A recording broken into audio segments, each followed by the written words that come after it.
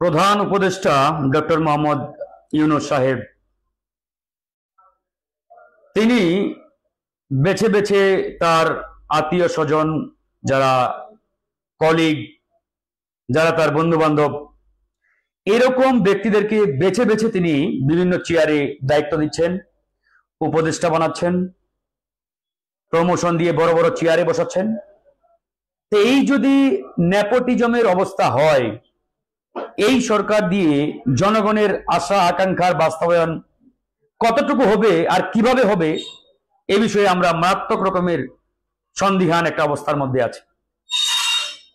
আমরা বিগত সময়ে দেখে এসেছি, সারা বাংলাদেশে 300 এমপির মধ্যে প্রায় 200 এমপি হাসিনার কোনো না কোনো ভাবে আত্মীয় স্বজন, তার ভাই ব্রাদার, তার ভাইয়ের মেয়ের জামাই, বোনের মেয়ের জামাই, বোনের মেয়ের শ্বশুর, মানে এরকম শিকড় খুঁজতে খুঁজতে একটা পর্যায়ে দেখা গেছে, মিডিয়াতে আসছে, শেখ হাসিনার প্রায় 200 এমপি তার কোনো না কোনো ভাবে আত্মীয় ছিলেন। এটা বিগত সময়ে আপনারা সবাই দেখছেন। তো এই যে হাসিনা নেপোটিজম যেটাকে বলে, এই যে নেপোটিজম যেভাবে বাংলাদেশে কায়েম করেছিলেন, সেই একই পথে ডক্টর মোহাম্মদ ইউনূস কি এখন হাঁটা শুরু করেছেন? এই প্রশ্নটি আমরা না করে আর পারছি না, প্রশ্নটি করতেই হচ্ছে। আজকে দেখেন, স্বাস্থ্য উপদেষ্টা কাকে বানিয়েছেন? যিনি তার জীবনে কোনোদিন স্বাস্থ্য বিষয়ক কোনো শব্দ পড়েছেন কিনা আমরা জানি না। তিনি একজন পুরো দস্তুর ব্যাংকিং লাইনের মানুষ, ব্যাংকার ছিলেন। ডক্টর মোহাম্মদ ইউনূসের গ্রামীণ ব্যাংকের সম্ভবত ভারপ্রাপ্ত ডাইরেক্টর ছিলেন, ব্যবস্থাপক ছিলেন। এই যে এরকম একজন ব্যাংকারকে ধরে এনে শুধুমাত্র তার যোগ্যতা কি, তিনি ডক্টর মোহাম্মদ ইউনূসের আত্মীয়, তার কলিগ, তার ব্যাংকে কাজ করেছেন, চাকরি করেছেন, এই একটা মাত্র যোগ্যতা, আদার্স আর কোনো যোগ্যতা নেই। তা না হলে আপনারাই বলেন, এই যে শত শত মানুষ আমার লাইভটি দেখছেন, একজন ব্যাংকার কোন ক্রাইটেরিয়ায় সে স্বাস্থ্য উপদেষ্টা হয় আপনারাই বলেন।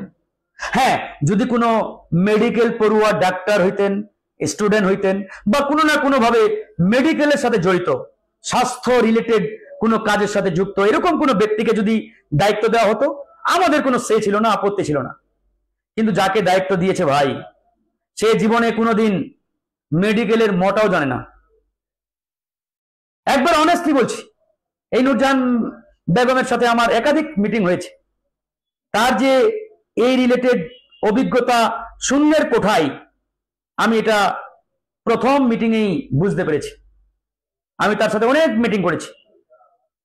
আমরা তো জীবনে মেডিকেল লাইনে আমরা নিজেরাই পড়াশোনা করি নাই, জানিও না।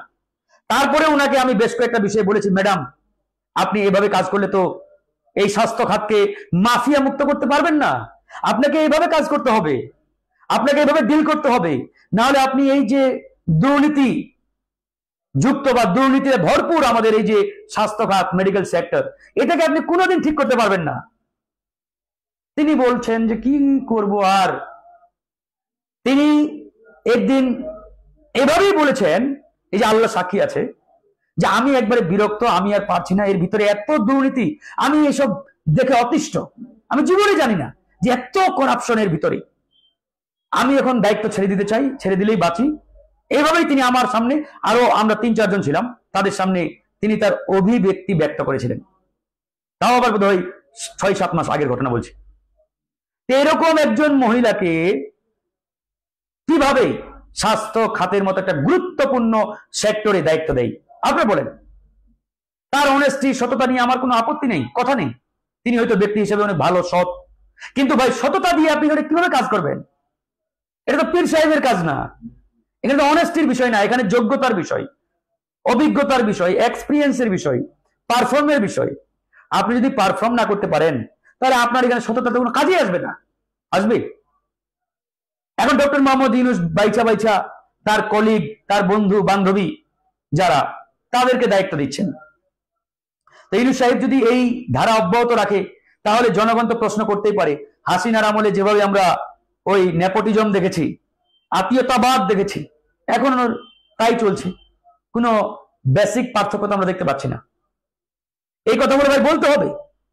ইউনূস সাহেব আজকে মারাত্মক রকমের নেপোটিজমে আবদ্ধ হয়ে পড়েছেন। কোন একটা নির্দিষ্ট দলকে তিনি এতটাই স্পেশাল প্রায়োরিটি দিচ্ছেন যে তার যে এখন নিরপেক্ষতা, তার যে নিউট্রাল পজিশন, এটি নিয়ে এখন জনমনে মারাত্মক রকমের একটা বড় প্রশ্ন দেখা দিয়েছে। রাষ্ট্রের যিনি প্রধান, সরকারের যিনি প্রধান, তিনি কোনো নির্দিষ্ট দল, ব্যক্তি বা গোষ্ঠীর পক্ষে কাজ করতে পারেন না, স্পষ্ট। তিনি আজকে একটা দলকে নির্দিষ্ট নানা রকম সুযোগ সুবিধা দিচ্ছেন, সরকারি প্রোটোকল দিচ্ছেন, পৃষ্ঠপোষকতা করছেন। হ্যাঁ, আপনি যদি করতে চান তাহলে অন্যদেরও করেন, আমাদের আপত্তি নাই। আপনি যদি একটা দলকে ভালো চোখে দেখেন, আমাদের তো ভাই সমস্যা নাই, আমাদেরকেও ভালো চোখে দেখেন, অন্যদেরও দেখেন। আপনি একটা দলকে ভালো চোখে দেখবেন আর বাকি দলগুলোকে গুণা ধরবেন না, তো এটা তো হতে পারে না। আমরা আপনাকে ব্ল্যাঙ্ক চেক সমর্থন দিয়ে আসছি, তা বলে আমরা কি অন্ধভাবে আপনাকে সমর্থন দিয়ে যাব? আপনি যা ইচ্ছা তাই করবেন, আপনি আপনার মতো করে উপদেষ্টা বানাবেন, যাদের কোনো ন্যূনতম যোগ্যতা নেই, সক্ষমতা নেই, এরকম মেরুদণ্ডহীন ব্যক্তিদেরকে দায়িত্ব দিবেন, আর দেশটা যখন বিপদে পড়বে তখন আপনি ঐক্যে ডাক দিবেন নাকি? মানে আপনি বিপদে পড়লে সবাইকে দরকার আপনার, আর যখন বিপদ শেষ তখন আপনার কারো দরকার নাই, আপনি যা ইচ্ছা তাই করবেন। এইভাবে তো একটা দেশ চলতে পারে না, কোনোভাবেই চলতে পারে না। আমাদের একবার স্পষ্ট বক্তব্য, ইউনূস সাহেবকে এই নেপোটিজম ছাড়তে হবে। তিনি ইতিমধ্যে যে একপাক্ষিক আচরণ শুরু করেছেন, তিনি যদি একপাক্ষিক আচরণ ত্যাগ না করেন তাহলে কিন্তু তার বিরুদ্ধে জনগণ, রাজনৈতিক দলগুলো মারাত্মক ভাবে কথা বলবে, ইভেন মাঠেও নামবে। আমরা চুপ থাকবো না। আজকে ঐক্যমত্য কমিশনে আমি স্পষ্ট জানিয়ে দিয়েছি যে এই ঐক্যমত্য কমিশন জনগণ আপনাদেরকে দায়িত্ব দিয়েছে জনগণের আশা আকাঙ্ক্ষা বাস্তবায়নের জন্য। আপনারা যদি এই চেয়ারে বৈশা কোন একটা নির্দিষ্ট দলের দিকে হেলে যান, কোন দলের দিকে তাকিয়ে থাকেন যে অমুক দল কি বলে, কি চাই, তারপরে সিদ্ধান্ত নিবেন, তাহলে আপনাদের এই চেয়ারে থাকার প্রয়োজন নেই। একবার স্ট্রেট ফরওয়ার্ড। জনগণের আকাঙ্ক্ষা বাস্তবায়নের জন্য আপনাদেরকে জনগণ দায়িত্ব দিয়েছে, এটা মাথায় রাখতে হবে। আমি আজকে একবারে ওদেরকে স্পষ্ট আমাদের বার্তা দলের পক্ষ থেকে জানিয়ে দিয়েছি। প্রধান উপদেষ্টা আজকে আমাদের কয়েকটি দলকে ডেকেছেন, গতকালকেও কয়েকটি দলকে ডেকেছেন। আমার বক্তব্য, এই যে আলাদা আলাদা করে কেন ডাকবে? আর কালকে ডেকেছেন কোন ক্রাইটেরিয়া? যাদের ডেকেছেন ক্রাইটেরিয়াটা বলেন যে এই ক্রাইটেরিয়াই আমরা ডেকেছি।